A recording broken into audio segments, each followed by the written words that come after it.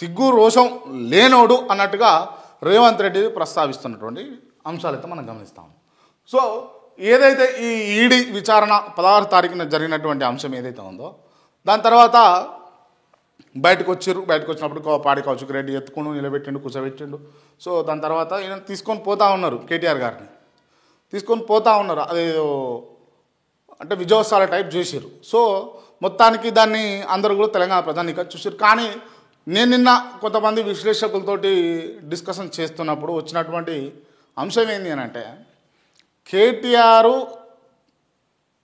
ఇవాళ అధికారం కోల్పోవడానికి కారణం ఏంటి అని అంటే తెలంగాణ ప్రజలు.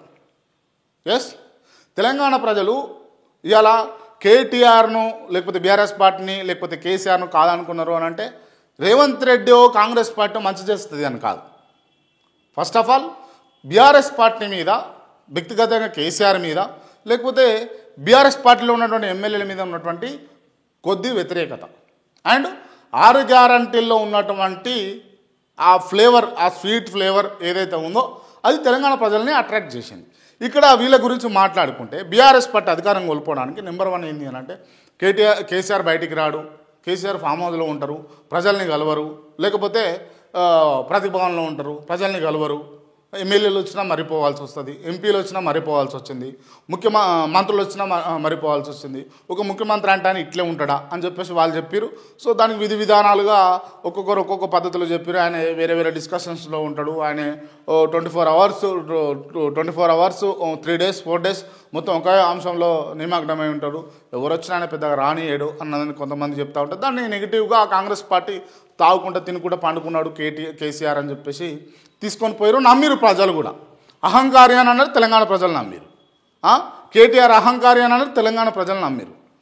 సో ఇవాళ ఏమైపోయింది అని అంటే ఎంత వచ్చినా, కళ్యాణ లక్ష్మి వచ్చినా, షాదీ ముబారక్ వచ్చినా, లేకపోతే రైతు భరోసా వచ్చినా, రైతు బంధు వచ్చినా, రైతు బీమా వచ్చినా, ఇటువంటి అన్ని, దళిత బంధువు వచ్చినా, బీసీ బంధువు వచ్చినా, ఇటువంటివన్నీ పెన్షన్లు కూడా వచ్చినా కూడా, ఇటువంటివన్నీ వచ్చినా కూడా ఏమైపోయింది అంటే వీళ్ళ అహంకారంతో ఉన్నారు అని అన్నది ఒకటి.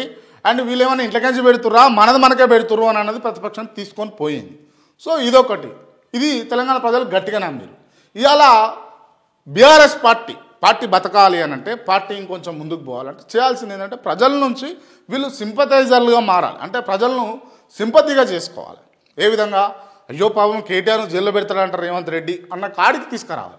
ఇవాళ ఒక యుద్ధ వాతావరణం లాగా చూస్తూ ఉన్నారు. అంటే ఓ పాకిస్తాన్ ఇండియా క్రికెట్ మ్యాచ్ ఏ విధంగా ఉంటుందో అట్లనే చూస్తున్నారు, ఆసక్తితో చూస్తున్నారు తప్పించి ఇలా కేటీఆర్ను జైల్లో పెడతానంటే, కేటీఆర్ను జైల్లో పెడతానంటే ప్రజలకు బాధ కలుగుతలేదు.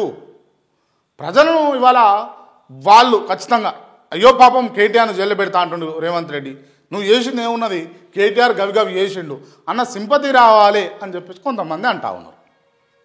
కొంతమంది ఈ అంశం చెప్తా ఉన్నారు, కేటీఆర్ ఇంత దురుసుగా మాట్లాడొద్దు, ఇంత రూడ్గా వెళ్ళొద్దు, ప్రజలను మెప్పించుకోవాలి, ప్రజలను కొంచెం మచ్చిగా చేసుకోవాలి, ప్రజల్లో సింపతి తెచ్చుకోవాలి అని చెప్పేసి కొంతమంది చెప్తాను.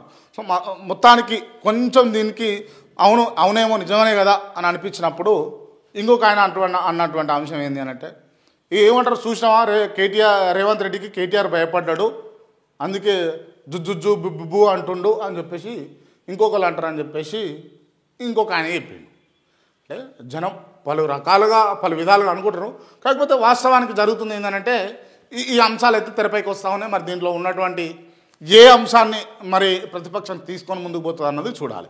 రైట్,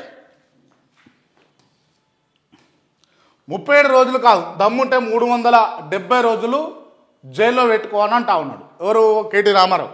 37 రోజులు కాదు, దమ్ముంటే 370 రోజులు జైల్లో పెట్టుకో, భయపడేటోడు ఎవడు లేడు అని సీఎం రేవంత్ రెడ్డికి బీఆర్ఎస్ వర్కింగ్ ప్రెసిడెంట్ కేటీఆర్ తేల్చి చెప్పారు.